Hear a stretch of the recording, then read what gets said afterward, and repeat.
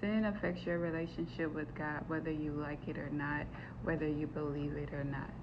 God is a holy God, and sin cannot dwell near him. Therefore, we can't say that we have a good relationship with God, and God is always walking with us. Yes, he might have his eyes on us and keep us safe, but that doesn't mean that we are in a close relationship with him.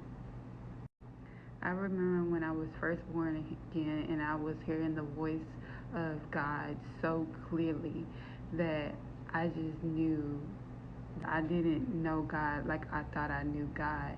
And what I asked him was, God, where have you been? The way you're talking to me now is not what I'm used to, you know? And I will never forget that he said, Christina, you were dirty, you were unclean. And I always mention the way he said it because it wasn't like he didn't love me. It was just like I couldn't because you are allowing your flesh to rule over your body. And sin is unclean. Like that's unclean. And God is a holy God means that he's not dirty. He's not evil. And doesn't mean God hates us. It's just in the nature that we're in, living in a sinful lifestyle.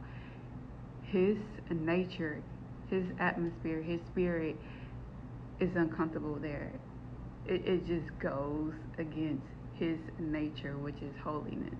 So that does not mean God hates us, but his nature just can't exist with being unclean. So just imagine if somebody is always clean. Let's just say you take a bath every single day. Would you want to be around somebody that doesn't take a bath at all?